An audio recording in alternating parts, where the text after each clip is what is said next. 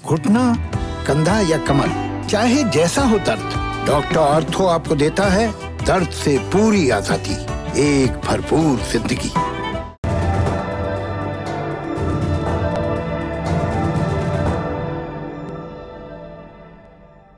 दुश्मन के 30 टैंक तबाह कर दिए, 3 हेलीकॉप्टर मार गिराए, 12 एयर डिफेंस सिस्टम उड़ा दिए। ये युद्ध का शब्दकोश है और जब ये शब्द अखबारों में रोज छपने लग जाएं, तो समझो दुनिया के किसी कोने में इंसानों की समझ पर गोले बारूद का जोश भारी पड़ रहा है। दुनिया के 2 मुल्क अघोषित रूप से जंग शुरू कर चुके हैं और उन दोनों के पीछे 2 बड़े देश हैं। अगर ये जंग नहीं रुकी तो हजारों लोग मारे जाएंगे और नुकसान हमारे देश भारत का भी होगा। नमस्ते, मेरा नाम सौरभ द्विवेदी है और ये ललन टॉप का इंटरनेशनल न्यूज का बुलेटिन दुनियादारी है। 2003 में जब अमेरिका ने इराक पर हमला किया तो न्यूयॉर्क समेत अमेरिका के सभी शहरों में रोज हजारों लोग जुटते थे। ये वो लोग थे जो युद्ध शुरू करने के लिए अपने ही देश की सरकार के खिलाफ आवाज बुलंद कर रहे थे, युद्ध रोकने की मांग कर रहे थे। युद्ध को लेकर अमेरिका की जॉर्ज बुश सरकार की वहां के कई अखबार भी कड़ी आलोचना कर रहे थे।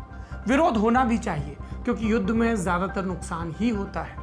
अमेरिका वाले उन प्रदर्शनों की याद अब धुंधली पड़ चुकी है, लेकिन इसी साल जुलाई के महीने में युद्ध को लेकर एक और देश में भयंकर प्रदर्शन हुए और उनकी मांग बड़ी अजीब थी। जब पूरी दुनिया कोरोना के खौफ में थी तो यूरेशिया के एक देश में हजारों लोग सड़कों पर जुटे थे। पिछले कई सालों में इस देश ने इतने भयानक प्रदर्शन नहीं देखे थे। ये प्रदर्शन इतने उग्र थे कि लोग देश की संसद में घुस गए, अंदर कमरों के शीशे तोड़ दिए। इनको रोकने में पुलिस को वाटर कैनन और आंसू गैस के गोले भी कम पड़ रहे थे और इन प्रदर्शनकारियों की मांग युद्ध। ये लोग अपनी सरकार से मांग कर रहे थे कि जंग शुरू की जाए, सेना को युद्ध के लिए भेजा जाए, अपने पड़ोसी देश पर हमला करने की मांग कर रहे थे ये प्रदर्शनकारी। और ये सब कहाँ हो रहा था? अजरबैजान की राजधानी बाकू में। वो अजरबैजान जहाँ 2018 में उस वक्त की विदेश मंत्री सुषमा स्वराज गई थी, तो उनकी ये फोटो बहुत चर्चित हुई थी, आपने भी देखी होगी। अजरबैजान के बाकू में एक मंदिर में सुषमा स्वराज प्रार्थना कर रही थी। उस वक्त इस तस्वीर को जारी कर विदेश मंत्रालय ने बताया था कि सैकड़ों साल पुराने बाकू के मंदिर में भगवान गणेश की तारीफ लिखी है। लोगों को हैरानी हुई, जिस मुस्लिम अजरबैजान देश का नाम तक भारत के ज्यादातर लोग नहीं जानते, वहाँ भगवान गणेश का इतना पुराना मंदिर कहाँ से आ गया? मंदिर का नाम आतिशदाह है। लेकिन आज हम उस मंदिर की बात नहीं करेंगे, उस आग की बात करेंगे जो अजरबैजान की सीमा पर लगी है। कहाँ है अजरबैजान? इस नक्शे से समझिए। कैस्पियन सागर के तट पर बसा देश है अजरबैजान। इसके उत्तर में रूस है, दक्षिण में ईरान, पश्चिम में आर्मेनिया और झगड़ा यही है। अजरबैजान और आर्मेनिया युद्ध की दहलीज पर है। अब तक 24 लोगों की मौत हो चुकी है। दोनों में इस बात की होड़ है कि किसने किसका ज्यादा नुकसान किया। आर्मेनिया ने कहा, हमने अजरबैजान के 3 टैंक तबाह कर दिए, 2 हेलीकॉप्टर गिरा दिए, दर्जनों ड्रोन मार गिराए। आर्मेनिया के रक्षा मंत्रालय ने अजरबैजान के 200 जवानों के मरने की बात भी कही। उधर अजरबैजान कह रहा है, हमने आर्मेनिया के 12 एयर डिफेंस सिस्टम तबाह कर दिए। ये युद्ध के शुरुआत की गिनती है जो बड़ी नहीं लगती, लेकिन जिन्हें इन देशों के इतिहास का इल्म है वो जानते हैं कि ये गिनती कहाँ तक जा सकती है। पिछली बार जब अजरबैजान और आर्मेनिया आपस में भिड़े थे तो 2 बरस युद्ध चला था, 10 लाख लोग बेघर हुए थे और दोनों तरफ के 30,000 लोग मारे गए थे। वैसे हालात ना हो, इसलिए दुनिया का हर बड़ा देश अपील कर रहा है कि हिंसा रोकी जाए। यूएन के सेक्रेटरी जनरल एंटोनियो गुटेरेस ने झगड़े पर गंभीर चिंता भी जताई। दोनों देशों को फायरिंग बंद करने के लिए भी कहा। रूस ने फायरिंग रोकने के लिए कहा। अमेरिका भी कह रहा है। फ्रांस और जर्मनी दोनों देशों को बातचीत के लिए कह रहे हैं।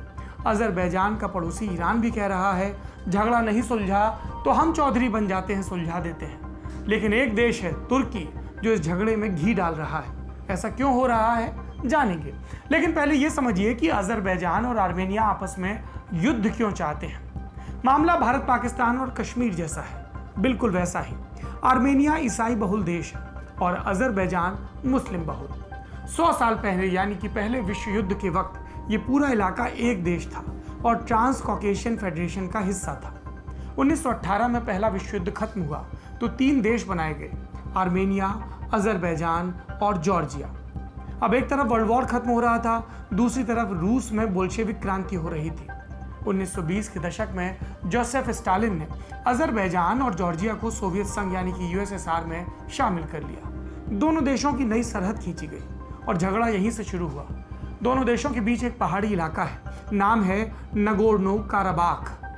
4400 वर्ग किलोमीटर में फैला ये इलाका, परंपरागत रूप से यहाँ ईसाई धर्म मानने वाले आर्मेनियन मूल के लोग रहते हैं। कुछ तादाद तुर्की मूल के मुस्लिमों की भी है। जोसेफ स्टालिन ने यहाँ एक बदमाशी की। आर्मेनियाई मूल के लोगों के इलाके यानी नगोर्नो काराबाख को मुस्लिम बहुल अजरबैजान के साथ मिला दिया। अब स्टालिन ने ऐसा क्यों किया, इसको लेकर दो दावे हैं। एक मत यह कि स्टालिन चाहता था कि छोटे देश आपस में झगड़ा करते रहें, उलझे रहें और यूएसएसआर की सत्ता को चुनौती न दें। दूसरा मत ये कि नगोर्नो काराबाख तुर्क मूल के अजरबैजान देश को देकर स्टालिन तुर्की को खुश रखना चाहता था, ताकि तुर्की के भी यूएसएसआर में शामिल होने की संभावना बढ़े। वजह जो भी रही हो, लेकिन ये बंटवारा करके स्टालिन ने एक झगड़े की मजबूत नींव रख दी और उसी वक्त आर्मेनिया ने विरोध शुरू भी कर दिया था। आर्मेनिया का मानना था कि नगोर्नो काराबाख वाला इलाका उसकी सीमा में होना चाहिए था। इसलिए 1923 में स्टालिन ने नगोर्नो काराबाख को ऑटोनॉमस यानी स्वायत्त इलाका बनाया, लेकिन ये रहा अजरबैजान की सीमा में ही, यानी नगोर्नो काराबाख अजरबैजान का एक स्वायत्त इलाका बन गया, जिसमें 94% लोग आर्मेनियाई मूल के थे। स्वायत्त इलाका बनाने के बाद भी झगड़ा चलता रहा, पर युद्ध तक नहीं पहुंचा, क्योंकि दोनों ही देश यूएसएसआर का हिस्सा थे। लेकिन जैसे जैसे यूएसएसआर यानी कि सोवियत संघ कमजोर होता गया, आर्मेनिया और अजरबैजान का झगड़ा बढ़ता गया। 1985 के बाद ये लगभग तय हो गया था कि अब सोवियत संघ ज्यादा दिन नहीं चलेगा। 1988 में नगोर्नो काराबाख इलाके की विधानसभा ने इस परिस्थिति के बीच एक प्रस्ताव पारित किया, ये कि हम आर्मेनिया में मिलना चाहते हैं। इस बात से अजरबैजान को झटका लगा। उसे लगा कि आर्मेनिया ही नगोर्नो काराबाख में अलगाववाद भड़का रहा है। ये बात सही भी थी। दूसरी बात यह थी कि नगोर्नो काराबाख के ईसाई एक मुस्लिम बहुल देश की हुकूमत में नहीं रहना चाहते थे। 1991 में सोवियत संघ के विघटित होते ही इस इलाके ने खुद को आज़ाद घोषित कर दिया। हालांकि दुनिया ने इस इलाके को आज़ाद नहीं माना और फिर 1992 में युद्ध शुरू हो गया। यह युद्ध 2 साल तक चला। 30,000 लोगों की मौत हुई, धार्मिक आधार पर लोगों का कत्लेआम, लाखों लोगों ने इलाका छोड़ा। बाद में रूस के दखल देने से दोनों देशों के बीच सुलह हुई, सीज फायर हो गया। युद्धबंदी में ये होता है कि जिसके पास जो इलाका हो वो उसके पास ही रहेगा।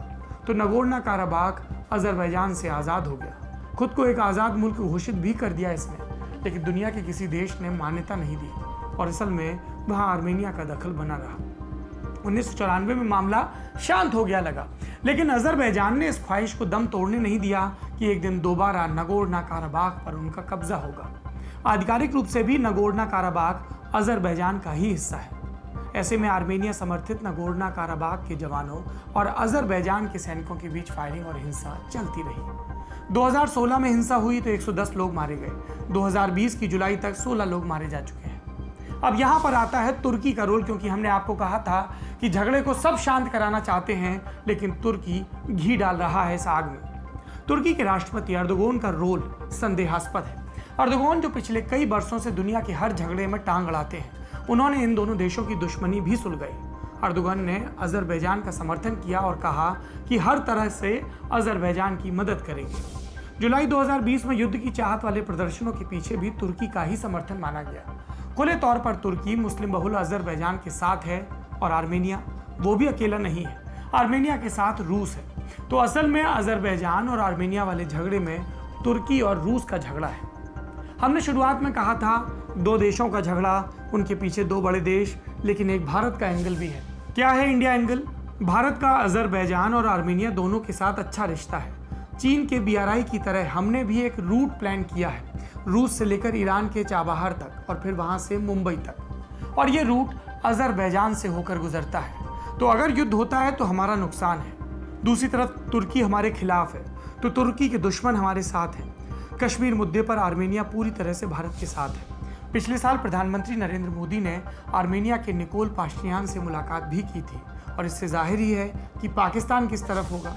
पाकिस्तान अजरबैजान का समर्थन कर रहा है, हालांकि शांति चाहते हैं वाली टोन में। कैस्पियन सागर जिसके किनारे ये बसा है, वहां से गैस और तेल की पाइपलाइन यूरोप की तरफ जाती है। तो वो कॉरिडोर जहां तनाव बढ़ रहा है, इससे ज्यादा दूर नहीं। अगर युद्ध हुआ तो ये कॉरिडोर भी तबाह हो सकता है। इससे तेल और गैस का बाजार ऊपर नीचे होगा। तो ये सबके हित में है कि युद्ध ना हो।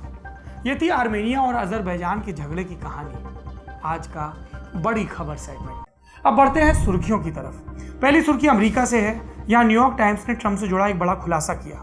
इसके मुताबिक ट्रंप लगातार अपने बिजनेस को घाटे में दिखाकर टैक्स छूट लेते आए हैं। पिछले 1.5 दशकों में उन्होंने केवल 5 बार इनकम टैक्स भरा। 2016 और 2017 इन दोनों वर्षों में ट्रंप ने मात्र 55 हजार रुपए का इनकम टैक्स दिया। इतना ही नहीं, कारोबार में घाटा दिखाकर उन्होंने करीब 536 करोड़ रुपए का टैक्स रिफंड भी लिया। ट्रंप के सर पर बड़ी देनदारियां भी हैं। अगले 4 सालों में उन्हें करीब 3100 करोड़ रुपए का कर्ज चुकाना है। उनकी मौजूदा वित्तीय स्थिति देखकर ये नहीं लगता कि वो इस कर्ज को चुका पाने की स्थिति में है। अगली सुर्खी साउथ अफ्रीका से है। यहाँ राष्ट्रपति है सिरिल रामाफोसा। उन्होंने रक्षा मंत्री मपिसा नकाकुला के 3 महीने की सैलरी काट ली और इसकी वजह सरकारी संसाधनों का गलत इस्तेमाल। हुआ ये कि 9 सितंबर को रक्षा मंत्री मपिसा एयरफोर्स के एक विमान पर बैठकर जिम्बाब्वे गई। इसी रोज मपिसा की पार्टी के कुछ लोगों को भी एक काम से जिम्बाब्वे जाना था। मपिसा उनको भी अपने विमान में बिठाकर ले गई। राष्ट्रपति रामाफोसा ने इसे गलत माना। कहा कि रक्षा मंत्री ने पार्टी गतिविधियों के लिए सरकारी संसाधन का इस्तेमाल कर गलत उदाहरण पेश किया है। और आपको पता है, राष्ट्रपति रामाफोसा और रक्षा मंत्री मपिसा दोनों ही अफ्रीकन नेशनल कांग्रेस यानी कि एक ही पार्टी का हिस्सा है। कई लोगों ने कहा कि राष्ट्रपति को मंत्री जी से स्कोर सेटल करना था, इसलिए मर्यादा की दुहाई दी गई। अगली सुर्खी चीन से है। यहाँ राष्ट्रपति शी जिनपिंग ने शिनजियांग के उइगर मुस्लिमों पर अपनाई जा रही अपनी पॉलिसी को सही बताया। शी जिनपिंग ने ये बात 26 सितंबर को एक कॉन्फ्रेंस में कही। इसमें उन्होंने उइगरों के साथ अपनाई जा रही स्ट्रेटजी को एक राजनीतिक टास्क बताया। कहा कि इसी रास्ते उइगरों को सही राजनीतिक लाइन पर लाया जा सकता है। जिनपिंग अपनी जिस उइगर पॉलिसी को पॉलिटिकल टास्क बता रहे हैं, उसे दुनिया नरसंहार मानती है। इसके तहत लाखों उइगरों को यातना शिविरों में रखकर उनका दमन किया जा रहा है। जबरन नसबंदी करके उनकी आबादी को बढ़ने से रोका जा रहा है। ये थी सुर्खियां। अब बारी हमारे तारीख सेक्शन की। आज तारीख है 28 सितंबर और ये जुड़ी है अनजाने में हुई एक महान खोज से, जिसने करोड़ों लोगों को निरोग किया, करोड़ों की जान बचाई। इस चमत्कारिक खोज की कहानी में मुख्य पात्र हैं अलेक्जेंडर फ्लेमिंग। उनकी जिंदगी हसीन इत्तेफाकों की कहानी है। पहला इत्तेफाक कि वो मेडिकल की दुनिया में आए। फ्लेमिंग के परिवार के पास इतना पैसा नहीं था कि बेटा मेडिकल की पढ़ाई कर सके, लेकिन एक दिन उनके एक अमीर चाचा की मौत हो गई। वो अपनी जायदाद अपने भाई बहनों और भतीजे भतीजियों के नाम लिख गए। संयोग से मिली इस दौलत के सहारे फ्लेमिंग ने लंदन स्थित सेंट मैरी मेडिकल स्कूल में दाखिला लिया, ग्रेजुएशन किया।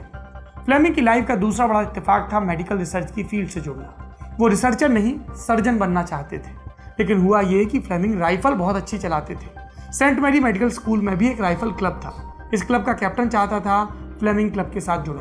अगर फ्लेमिंग सर्जरी में जाते तो उन्हें सेंट मैरी से बाहर जाना होता, इसलिए राइफल क्लब के कैप्टन ने उन्हें सर्जरी की जगह रिसर्च फील्ड ज्वाइन करने के लिए मना लिया, ताकि वो सेंट मैरी में रुके रहे। इसी राइफल क्लब में फ्लेमिंग की मुलाकात हुई सर अल्मरोथ राइट से। इम्यूनोलॉजी और वैक्सीन रिसर्च में अल्मरोथ राइट का बड़ा नाम था। उन्होंने फ्लेमिंग को अपने रिसर्च ग्रुप में लिया और इसी में रहते हुए रास्ता बना फ्लेमिंग के जीवन के सबसे बड़े संयोग का। संयोग की यह कहानी साल 1928 की है। इस वक्त अलेक्जेंडर फ्लेमिंग एक खास तरह के जीवाणु पर, बैक्टीरिया पर रिसर्च कर रहे थे। इसका नाम था स्टाफिलोकोकल बैक्टीरिया। सितंबर 1928 की बात है। महीने की शुरुआत में फ्लेमिंग 2 हफ्ते की छुट्टी पर गए। छुट्टी पर जाने से पहले उनसे एक लापरवाही हुई। प्रयोगशाला में इस्तेमाल होने वाला एक पात्र खिड़की के पास छूट गया। इस पात्र में स्टाफिलोकोकल बैक्टीरिया था। छुट्टी बिताने के बाद 28 सितंबर 1928 को फ्लेमिंग लैब में वापस लौटे। उन्होंने देखा कि बाहर छूट गए उस पात्र के भीतर एक फंगस लग गई। इस फंगस के चलते पात्र में मौजूद बैक्टीरिया की ग्रोथ रुक गई। फ्लेमिंग ने इस पर और रिसर्च किया। पता चला कि उस खास तरह के फंगस से एक जूस निकलता है। इस जूस में कुछ ऐसा होता है जो जीवाणुओं को, बैक्टीरिया को मार देता है। फ्लेमिंग की रिसर्च में पता चला कि फंगस से निकले इस जूस के कारण न्यूमोनिया जैसे कई रोगों का इलाज हो सकता है। और इस फंगस का नाम क्या था? इसका नाम था पेनिसिलियम नोटेटियम। इससे निकलने वाले चमत्कारिक जूस को फ्लेमिंग ने नाम दिया पेनिसिलिन। ये दुनिया की पहली एंटीबायोटिक दवा थी। फ्लेमिंग की इस एक्सीडेंटल डिस्कवरी ने दुनिया में करोड़ों लोगों की जान बचाई और इसके चलते 1945 में उन्हें मेडिसिन का नोबेल प्राइज मिला। फ्लेमिंग ने अपनी इस खोज के बारे में कहा कि 28 सितंबर 1928 की उस सुबह जब मेरी नींद खुली तो मैंने सोचा भी नहीं था कि उस रोज मैं दुनिया की पहली एंटीबायोटिक दवा खोजकर मेडिकल जगत में क्रांति ला दूंगा। मैंने पेनिसिलिन को नहीं खोजा, ये खोज तो कुदरत की थी। मैंने तो बस एक्सीडेंटली उसका पता लगाया। ये था आज का दुनियादारी। आखिरी में विश्व कविता। आज सुनिए एक ऐसे शख्स की कविता जिसके साथ हम सबका बचपन जुड़ा है। जंगल बुक वाला मोगली आपको याद है? उसको गढ़ा था रुडयार्ड किपलिंग ने। रुडयार्ड अंग्रेज थे, लेकिन उनकी पैदाइश भारत की। उन्होंने दर्जनों छोटी कहानियां, उपन्यास और कविताएं लिखी। 1907 में उन्हें साहित्य का नोबेल प्राइज मिला, लेकिन लोगों को वो सबसे ज्यादा याद रहे अपनी लिखी जंगल बुक के चलते। आज आपको इन्हीं रुडयार्ड किपलिंग की एक कविता सुनाते हैं। इसका हिंदी अनुवाद किया है तरुण त्रिपाठी ने। कविता का हिंदी शीर्षक है ये बोझ। अपना और अपनों का ख्याल रखिए। शुभ रात्रि। एक दुख पड़ा रहता है मेरे ऊपर पूरे साल हर दिन, जिसमें कोई भी मदद नहीं कर सकता, जिसको कोई भी सुन नहीं सकता, जिसका कोई भी अंत नहीं दिखता। होता तो बस ये कि फिर होता। आह मेरी मैगडलेन, इतनी पीड़ा और कहाँ है। अपयश के स्वप्न देखना, हर दिन हर घंटे, कोई ईमानदारी नहीं होना कुछ भी में जो करें या कहें। सुबह से शाम तक झूठ बोलना और जानना कि निरर्थक है मेरे झूठ। आह मेरी मैगडलेन, इतनी पीड़ा और कहाँ है। अपने अडिग डर को पाना, आड़े आते अपने हर रास्ते में, पूरे साल हर दिन के हर घंटे, जलने और ठंडे पड़ने के बीच विचरना, फिर से थरथरा के बबूला होना। आह मेरी मैगडलेन, इतनी पीड़ा और कहाँ है। एक कब्र दी गई थी मुझे मेरी रखवाली के लिए क़यामत के दिन तक, लेकिन भगवान ने स्वर्ग से नीचे देखा और ये पत्थर दूर हटा दिया। मेरे तमाम सालों के एक दिन, उस दिन की एक बेला, उसके दूत ने मेरे आंसू देखे और ये पत्थर दूर हटा दिया। कसर रह गई हमारी कोशिशों में, कसक रह गई कि देश जितना बेहतर, जितना महान हो सकता था, हो नहीं पाया। और एक कसम रह गई कि देश का जो कर्ज है उसे थोड़ा बहुत तो उतारना है। भावुकता का लबादा ओढ़कर बोलता तो यूं बोलता, लेकिन बात सीधी है तो सच्चे ढंग से आप तक कही जानी है। लल्लन टॉप लेकर आया है एक नया प्लेटफॉर्म, तेरा तुझको अर्पण। ये प्लेटफॉर्म उन सब भारतवासियों के लिए है जो भारत से दूर किसी दूसरे देश की जमीन पर हैं, कभी पढ़ाई के लिए, कभी नौकरी के लिए। ये उन सब भारतवंशियों के लिए भी है जिनकी पहचान का हिस्सा ये महान देश है, लेकिन कुछ कसर और कसक है। तो आइए कसम खाएं कि देश को बेहतर बनाएं। हमें आपसे चाहिए आपके हिस्से का ज्ञान, जो आप लल्लन टॉप के जरिए अपने देशवासियों के साथ साझा करें। ये मस्ती के पल भी हो सकते हैं जब आप कहीं घूमने जाएं और आपको लगे कि सिर्फ मेरे यार दोस्त और परिवार वाले ही क्यों, पूरा देश जाने इन नायाब चीज़ों के बारे में। ये पॉलिसी से जुड़ा, ज्ञान से जुड़ा कोई मसला हो सकता है। तो आइए और लल्लन टॉप की इस नई पेशकश तेरा तुझको अर्पण का हिस्सा बनिए।